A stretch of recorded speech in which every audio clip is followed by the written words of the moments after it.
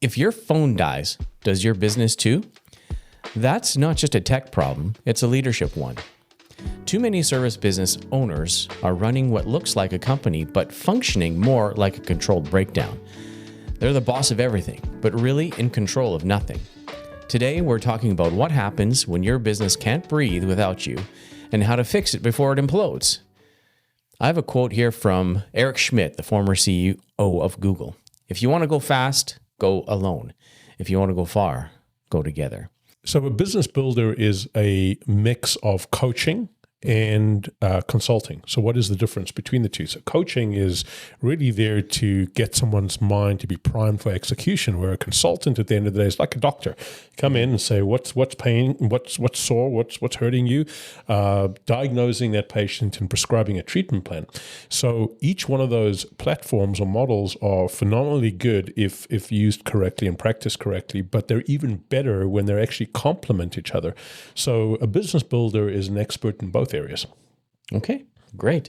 Yeah. And, that's a very unique way of approaching this because, you've heard of consultants and you've heard of coaches, but, combining them together just makes sense. 100%. Yeah. So I have a statistic for you. 71% of small business owners in 2025 say their biggest barrier to growth is being too involved in daily operations. And I think that's kind of what we're going to be talking about today. Is that right? Absolutely right. Looking at that, being too involved and what that actually causes at the end of the day. All right. So question number one we've got, Bruce. Let's start with the obvious. Why do so many small business owners feel like their business would collapse without them? Well, it's I've always called it the Mexico test, right? So if Mr. or Mrs. Business Owner could go to Mexico for a couple of weeks and lie on the beach and not necessarily worry about their business from collapsing, you know that you've succeeded. If you can do that, right? Yeah. And many business owners, I would say close to all business owners initially feel the same way, is that if I leave, something is going to happen. And the operative word is If I leave, it's me, right? Which is a symptom of your business and every part of your business that includes a system. And we'll talk more about that, I'm sure. But every part of your business relies on you pulling or pushing a lever, right? Yeah. And as your business grows, it's going to demand more of you as that business owner with more levers to push and pull. And that's where the problems start. Yeah. Now, what's the difference between hustle and chaos, and why do people confuse those two? Absolutely. Most business owners, the typical entrepreneurial mindset is hustle. And hustle is not necessarily a bad thing. Hustle can be a very positive thing. But one key characteristic of being an entrepreneur and business owner is to hustle, right? If you're not prepared to hustle, you're not going to grow the business, right? However, hustle has structure to it. Hustle has a routine that is repeatable, and that repetition creates success or creates results at the end of the day. Chaos at the end of the day is doing the hustle thing, but it's like a race car going at an incredibly high speed without guardrails, right? It moves out of control. So we don't want that wobble as we drive and move business forward in terms of getting traction. So again, the hustle is good as long as there's structure and process involved with or supporting that hustle. Chaos is when we start to get that speed wobble and we get out of control. Yeah. And like just thinking about it, a lot of business owners, they're busy doing work, busy doing stuff because they are things that do need to happen and occur. Yes. But they're out of alignment and out of sorts, right? So there's no process to it. They're just kind of managing the problem as they occur. So it's crisis management, not necessarily on purpose. Right. And you make a good point because it's what they're managing is a symptom. They're not managing the key issue. So when things go awry, and all our minds are designed to do this, it flags and we respond to it. So they become very busy, whether it's chaotic or the hustle, the negative hustle, but they become very busy because of the problem and the further problems that it creates. So eventually you're not necessarily managing your business. What you're managing is the outcome of a Band-Aid every time you react to it. Right. Yeah. Which is unproductive. It's unproductive, and it's never a place where you want to be in your business. So you talk about owners being the bottleneck now. How does that actually show up day to day in a service business? Well, it's service business or any business for that matter.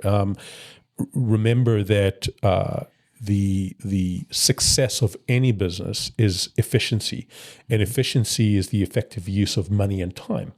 So when it relies on the owner to respond to whatever comes their way, and what we, it's like I've always see it as like an internal combustion engine. It's a perfect system that relies on all its components, but each component knows exactly what to do, and it works independently of all the other systems, but as a coherent whole. And what happens with the owner is the one individual that the entire system and the individual parts of that system in the business rely on. So if the owner has so many fingers and so many holes and so many hands all over the show that they just can't move fast enough. I have a lot of clients come to me initially and saying, I'm about to implode. Well, that's a good problem to have. Well, yeah, I thought so initially, but not anymore, because I just can't handle the different moving parts. And whenever I look up, I see another new part that now needs to move. And guess what? I have to control it. So that bottleneck, an example of that bottleneck is, you know what, let's just fix that for now. We'll just do that to make sure things continue to move or start to move again.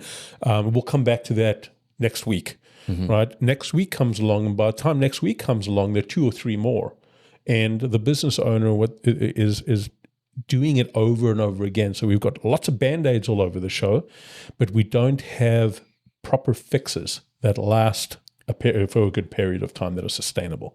Right. So what it sounds like is we're talking about systems, right? Now, what's the first real system a business owner should build to get out of this chaos loop? Absolutely.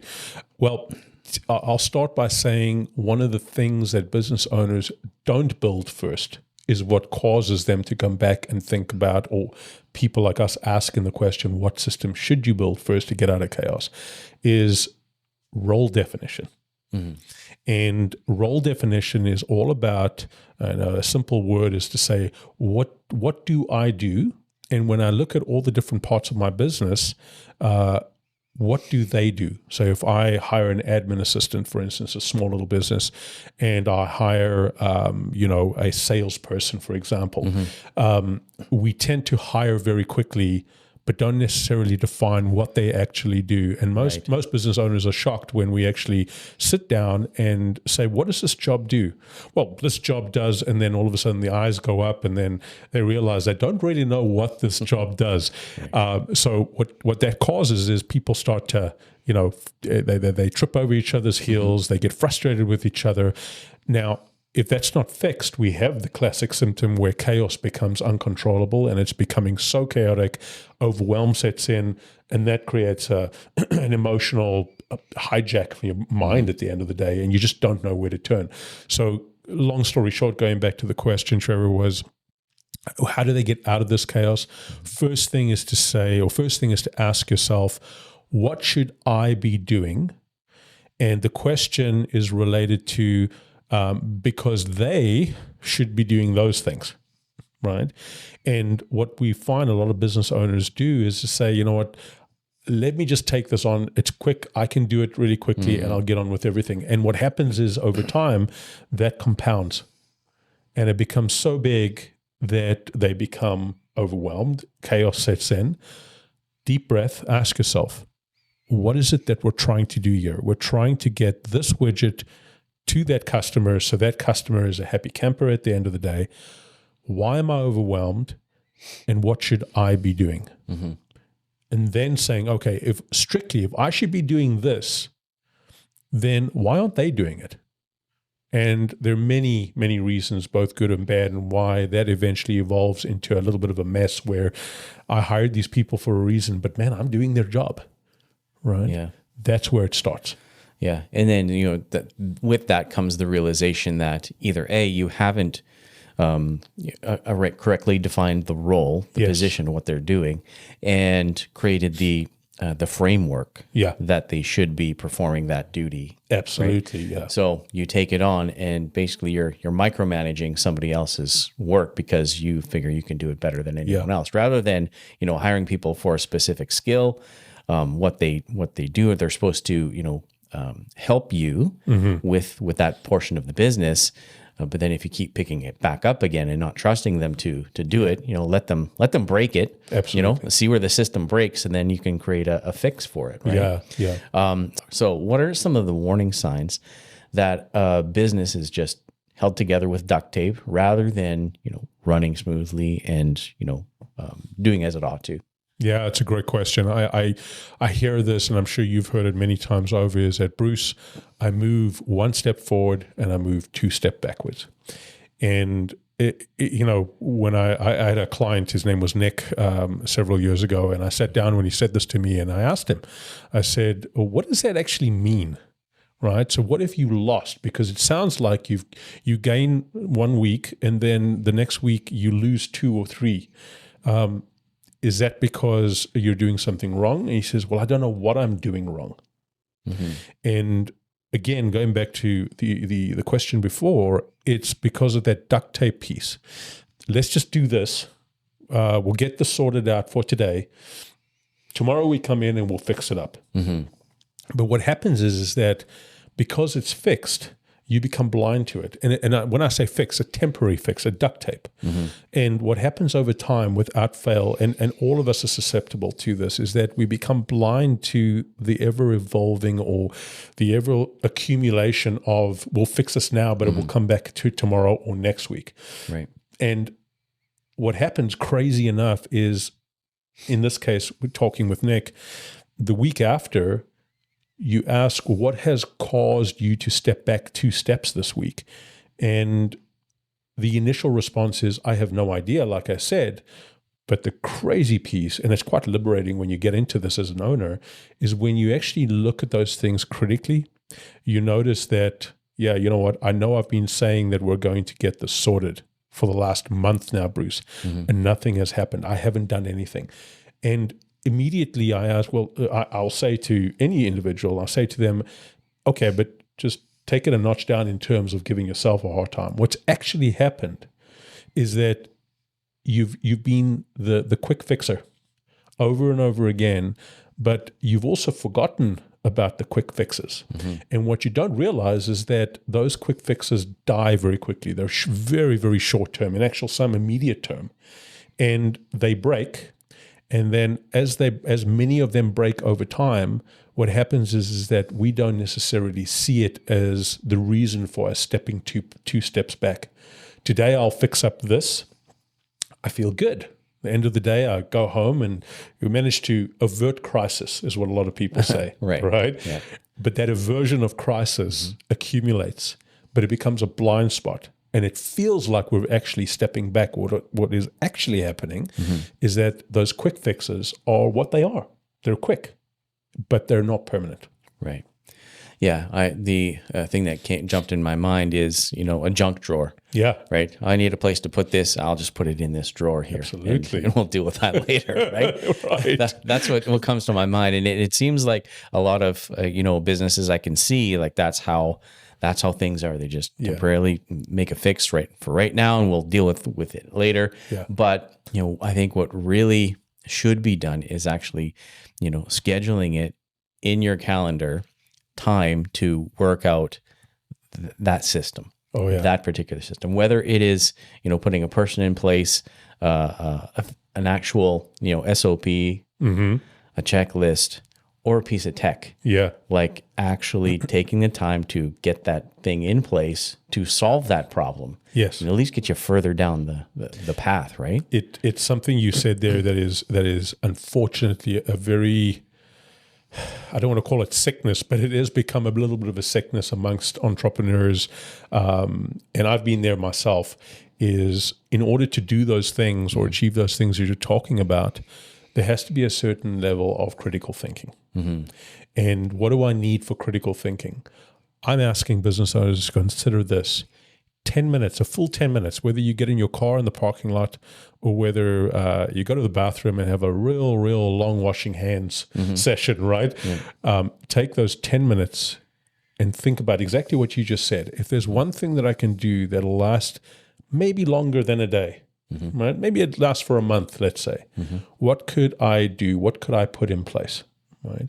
And if people give themselves just that 10-minute opportunity without thinking that that's going to absolutely create more chaos or destroy the day, it is phenomenally effective, right? Because we've got these big brains, we may as well use them, but we're not using them today because we're reacting. Yeah. Too busy solving the immediate problem. Yes. Too busy solving the immediate problem rather than creating a more permanent solution. 100%. Right. Have you ever seen a business owner step back too soon? Or is that usually just fear talking? Fear for the most part, but there is definitely the too soon of stepping back. And what creates it? What makes something too soon, which is implied negative, is training.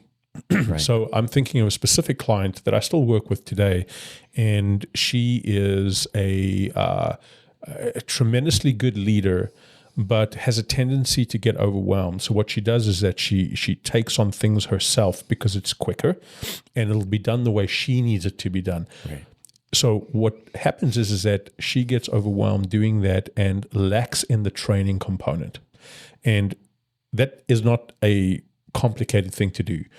Training or teaching someone is a very simple process, but a lot of people don't do it correctly. And what happens is that they get to a point where they say, okay, these guys are doing it, those guys are doing it that way. It's okay, it's not too bad. I'm going to step back. And when she steps back, things start to falter, things start to fall. And I can't find good help these days. I may as well just do it myself. And it's unfortunately, it's a cascade of events that occur. They step back because they think that that's the right thing to do, but it's too soon, and they get punished for it. And when they're punished, they say, well, it just shows you I can't step back, right? So they see stepping back as a negative or as a bad thing, which, as I'm sure you can imagine, it creates that vicious cycle. So stepping back too soon only means that the system you used to empower others to do it effectively, doesn't have to be 100% the way you do it, but effectively enough that it produces the result that you expect, the standards that you expect.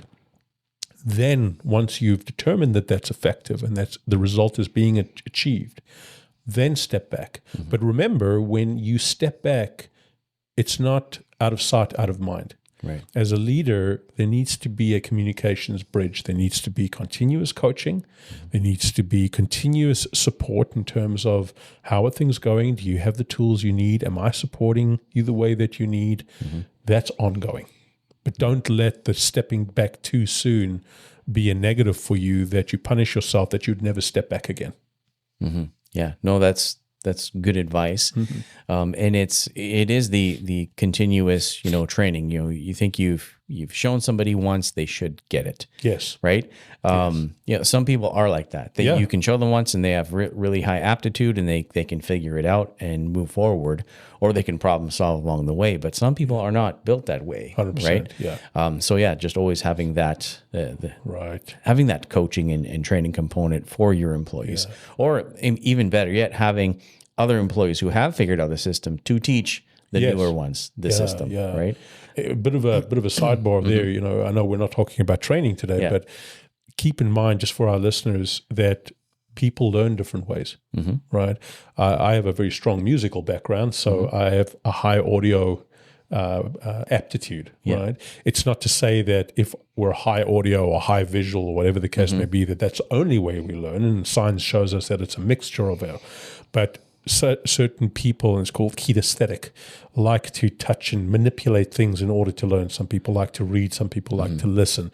So when you're teaching your people, you're coaching your people, keep that in mind. Ask them, how do they like to learn? What's easy for them? Yeah, no, that's great. That's good advice as well. Let's look at the next question. How do you coach an owner who's addicted to being the hero in their business? It's a great question, and the reason I'm smiling is because it's not just the owner person that we're talking about; it's any human being. Right. And human beings learn and evolve through adversity or pain. Mm-hmm. And how I typically coach, I mean, I obviously, as a nurturer by default, I don't like to see people in pain. I do what I do because I want to get people out of pain, unnecessary pain. Right. But the business owner is a lot of the times they tend to become the hero, and you're not the hero. Your employees, your clients, those people are the hero, right? And at the end of the day, it's helping them being there while they're going through the pain. And a lot of business owners will say, no, I got this. I've got that. You don't have to help there. I think I can do this. And no matter what I say, I cannot convince them otherwise until I allow them to be in the pain. Now, again, when I say allow, it's meant lightheartedly, because I don't allow or disallow. I can only encourage and discourage. Mm-hmm. Right. But when I allow them to stay in that position, it gives me and them a great opportunity to talk about the pain points, because eventually the time that they stay in that situation, they start to realize that, like going back to the Nick gentleman I was talking about earlier on, yes, you were right. Yes, you said that, right? Yeah. And that's not, I gotcha. It's not, taking enjoyment out of people being in an uncomfortable position, but it's saying, okay, what is painful? How would you like to change that now? Because you can't continue this way. It's not helping you. And if it's not helping you as a leader, it's certainly not helping you with your employees, right? So allowing them to stew in the pain a little bit, right? Yeah. But being there at the same time with them, so we can say, okay, if we can take that little piece out and replace it with this, would that make it better? Yeah, right? So having them have that realization, that aha moment. Absolutely. That's important. Yeah. I joke sometimes with my clients, I think the best thing I could do is, what is the biggest problem in my business? Like, I'll hold a mirror up to them and say, you're the biggest problem in your business right now. You need to, there's things that you're doing that you shouldn't be doing. Absolutely. And we need to progress past that point. Absolutely. And it's always a tough thing. I mean, I'm sure I've got criticism. I continue to get feedback from people, and it's great in terms of growth. Yeah. But it's also painful when someone tells you that, well, we don't like what you do or whatever, right? Okay, well, thanks. It's like, okay, on we go, right? Yeah. But it's important for people to feel a little bit of discomfort, so they can grow and move to the next level. All right, so let's look at the flip side. What does a healthy team look like in a business that's no longer chaos driven? Absolutely, yeah. So in this case, keeping in mind we're still hustling as a team. Yeah, right. We're still moving forward. This time we've got some clearly defined systems, clearly defined ways of doing things, and the great thing about this is that they're repeatable. When these things are in place and they're repeatable, the next component is that if I'm the business owner, I have my sales guy, I have the admin, and they know exactly what to do by virtue of procedure and policy is why they do what they do. And they're competent at it. They really understand the standard. They really understand what needs to be done. All I need to do as the leader is to make sure that they both have the support they need, the tools they need, and I'm communicating with them constantly. That doesn't mean that the three of us aren't extremely busy day in and day out. It just means that, okay, the beginning of the day, we have a huddle and we say, okay, folks, what do we want to achieve today? Yeah. And at the end of the day, what we wanted to achieve was actually achieved. Now, that's not to say that, we're in this little silo where everything is perfect. It's to say that, the three of us all committed to a particular or a couple of things that we were going to achieve today. Yeah. And at the end of the day, a good 90% of that was completed. But we know what we're going to do tomorrow too. Yes. Yeah. That's when it starts to work. Yeah, that's very, very valuable. Having a morning discussion, having a huddle, and kind of setting the direction for the day. It really helps us to get things moving with our company. Yes. And it's one of those things that I think every company should adopt, is have that daily huddle, so that everybody knows what the marching orders are. And if there's any questions from the previous day, then we can deal with that, right? It's very, very true. The one thing I will say with that is people have, it's not a blind spot. It's a very natural thing that we all do, is that it's our narrative that we have in our heads. Right. We all have a story that's going on that we're telling ourselves. Yeah. We don't place a ton of emphasis on all the time, especially when we're really busy and it's crazy. You know what, Bruce has got it. He knows what he's doing. James has got it. They know what they're doing. I'll just move forward, right? But it's through our own filter. Mm-hmm. And all the time we find that our filter, for the most part, lets us down.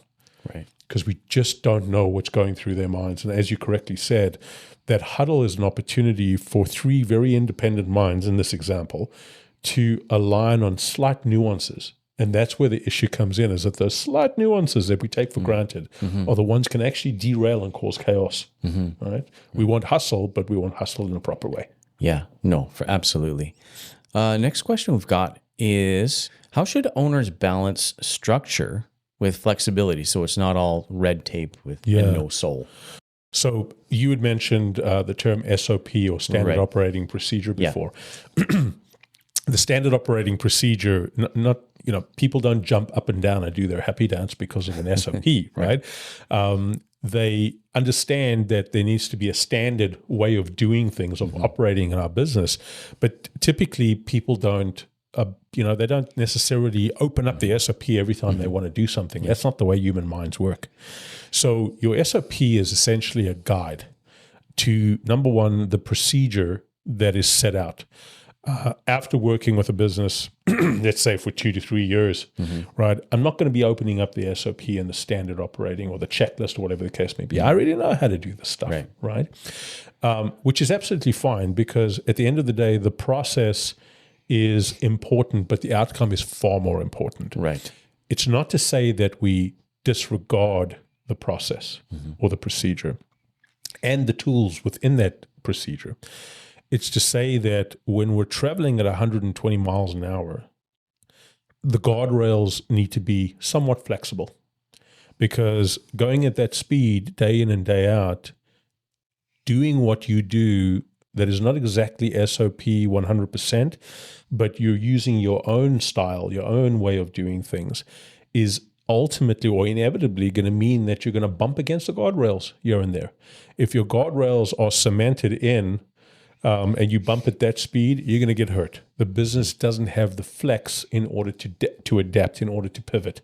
So the SOPs, without making them become red tape and bureaucratic, which no business really wants, is to use the SOP as a form of guidance. When an employee goes off the rails, they don't do what needs to be done, to get that SOP, not to shove it in their face and saying you didn't read the SOP or whatever, but to say that, okay, let's do a bit of a refresher. Let's look at what the origin of this procedure and why we do this in the first place.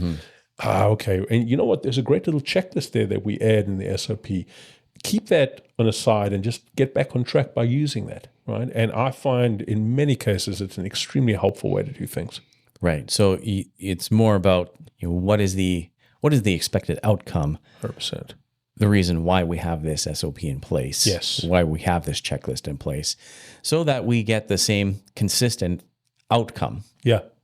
No matter who's doing it. Yeah. Right. You absolutely. You remind me of my daughter. Right. She got a license a couple of months ago, a driver's license, and going through the teaching prior to a license, it was always check your blind spots. Right. And eventually the way that we're taught, it's funny because she'll go like this, she'll go like that. And I say, well, what are you actually looking at? And she says, nothing really. You just told me to do this and to check because that's where I think the blind spot is. Until one day she almost hit someone. She should have checked her blind spot. Yeah. and now all of a sudden connected the purpose of actually looking at a blind spot, right? Yeah. It's no different to any other person's mind working in a business, right? We get used to the same old, right? We then fall off. We don't achieve the result. That's when the SOP becomes helpful. Right. And, that can be a source of frustration for the owner as well, because, we have these things in place so that we get this desired result, and then we're not getting the desired result. And they don't think to go back to, are you actually following the checklist? Are you actually, following the plan? Are you, what we discussed in the morning meeting? Are you doing those things? Yes. And then just kind of a refresh. But I think, every so often, because we are dumb animals, we forget, we don't, keep these things top of mind. So we always need to be kind of reminded of why it's important. 100%. Yes.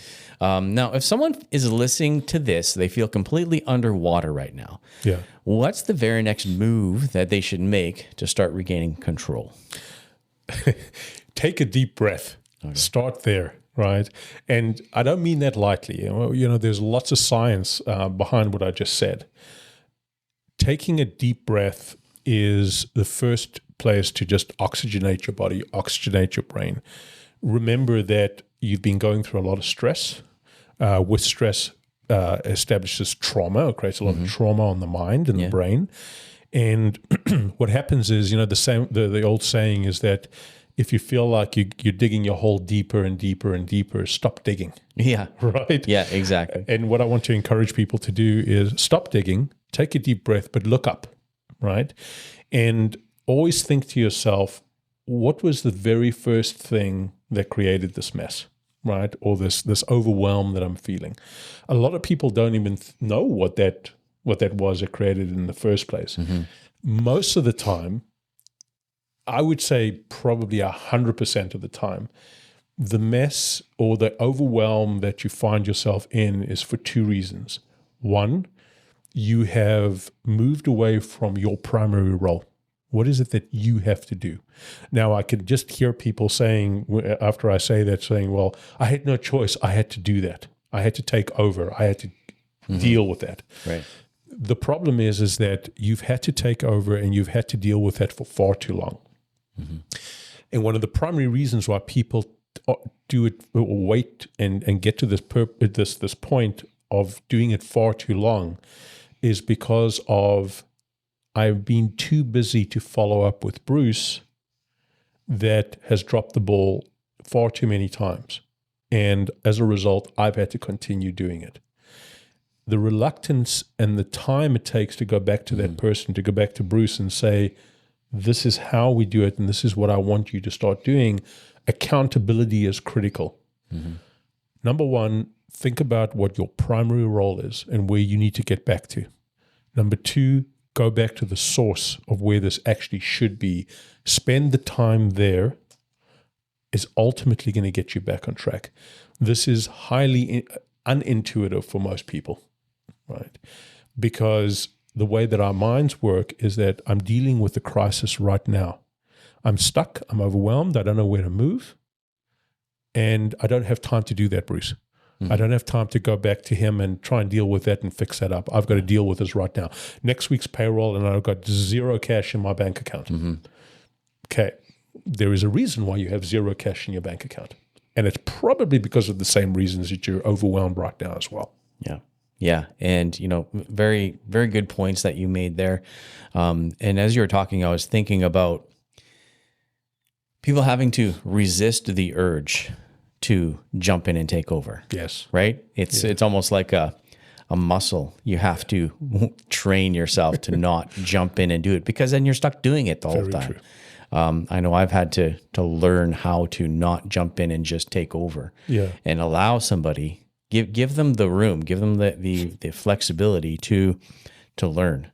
Like give them the chance, give them the tools, give them the chance to learn, so that I'm not stuck doing it. So there's a guy that I follow, Dan Martell, and he says something done 80% by someone else is 100% awesome. Yeah. It's like, okay, great. That is off my plate. It's 80% as good as I could do it.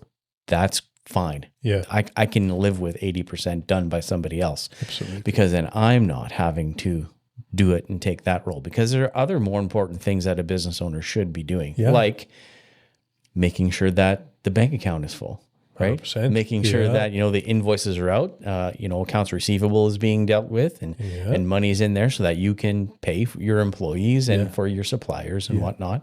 That's the important thing you should be doing. Absolutely. Yeah. And you highlighted something earlier, which is so important, is start to be comfortable with mistakes. Start to be comfortable with failure. Right. And this is not something any of us are taught in the Western world, right? I don't want him or her to fail, because then the business is going to fail. I'm not too sure that 80% being the 100%, as you mentioned, is going to make the business fail. No. Think about it and truly understand the nature of that failure. It's okay for them to fail, because, as you correctly said, they get to learn. That's the only way that they're going to learn. Yeah, that's right. Awesome. Well, this has been a good discussion. Thanks so much, Likewise. Bruce, for sharing with us today your wisdom and your expertise in being a business builder. So, guys, if you are a business owner and you are feeling a bit stuck and you need some help, contact Bruce at Workplaces and set up an initial consult with him. Set up a call, and what does your first initial meeting look like? Well, it's a great question. What we love to do is to give people the experience of what it would actually be like. And the experience is not just, hey, you meet Bruce and his team, etc., and this is how we do things. But we love to ask people to bring all their issues, all their challenges, all their questions to us. And we call it a business building session, regardless. Nice. And we give them some really beautiful golden nuggets, no charge to them. The worst case is a coffee, but no charge to them. And we spend an hour and a half with them. And it's a very positive and powerful experience. Nice. So there you go. Set up that experience with Bruce today. And look forward to your continued growth. We'll see you on the next video. Thank you.